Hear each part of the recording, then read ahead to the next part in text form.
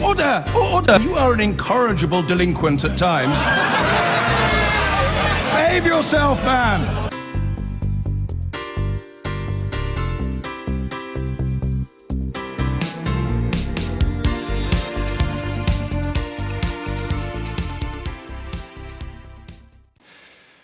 Now, construction hasn't even begun on London's so-called Garden Bridge yet. In fact, there's still no agreement on where precisely on the north bank of the Thames the bridge will begin. Or end, I suppose, if you're coming from the south. It was championed, of course, by Boris Johnson and was even designed by Boris's favourite architect, Thomas Heatherwick, known for those snazzy new Routemaster buses. But there's a problem. Boris's successor, Sadiq Khan, seems considerably less enthusiastic, and support for the project elsewhere at City Hall is reportedly at an all-time low. It was all supposed to start this summer, but it's just been pushed back until at least the autumn, prompting Nick Watt to wonder whether it will ever be built at all. To its fans, the Garden Bridge would show the world that London is a world-class city with a spectacular place for contemplation across the River Thames. If Manhattan can have the High Line, why can't London have its own tree-lined Thames crossing? To its detractors, the bridge is a vanity project, reminiscent of, yes, the Millennium Dome, and didn't that end well? The bridge has had significant ambassadors. Boris Johnson as London Mayor championed the project, and the London-born George Osborne thought it would showcase the best of British design and attract visitors from across the globe. And of course Joanna Lumley, who's known Boris Johnson since he was 4, dreamt up the project and lobbied her dear Boris. It's this juxtaposition of something really strange, gardens in strange places. That's paradise for me. But the bridge now feels unloved in Whitehall and at London City Hall after the sacking of George Osborne and the departure of Boris Johnson to higher office. Sadiq Khan, the new London mayor, was a reluctant convert and was recently given a taste of opposition to the project in London. And that's the dilemma I've got. Do I cancel it and waste £40 million or carry forward?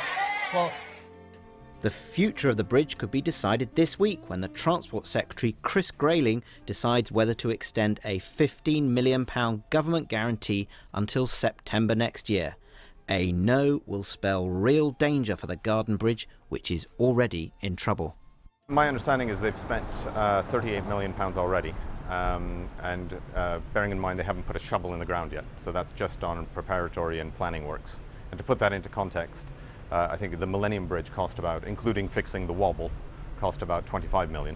So we could have effectively built a bridge and a half with the money that they've spent just on planning and preliminaries.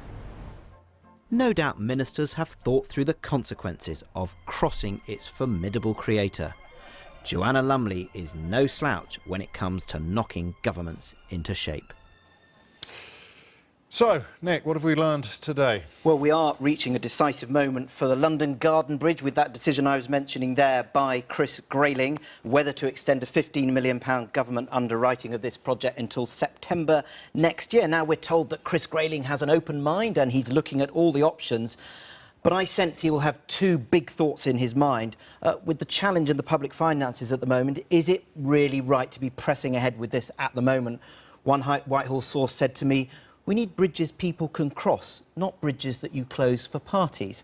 And then the second thought he'll be having is the fear about ongoing liabilities. The government could sort of pony up the money and find that the bridge actually never happens. And it really just feels to me that this bridge really now has few friends in Whitehall after the sacking of George Osborne. One person said to me that the only wholehearted supporter of this bridge in Cabinet is Boris Johnson, and his minds are on other things. And as I was saying in that film, don't forget about Sadiq Khan, the new Mayor of London, a late convert to this bridge, and he has been saying there can be no more public money from London, and he has his mind on bridges to the east of Tower Bridge, because that is about economic regeneration. And you've heard from the Garden Bridge Trust as well. Yes, our colleague Hannah Barnes has heard from that trust this evening, and it does not sound like they are wholly confident that it is going their way. It's a bit late in the day, but they're saying that they've sought a meeting with Chris Grayling, and they're hoping that the government will continue its support for this project.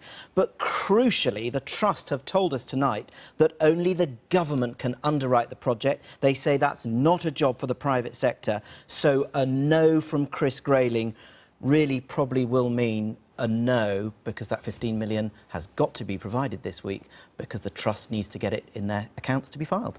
Troubled waters. Ugh, bridge under, over. Even. Nick Watt, thank you very much indeed. I've been getting away with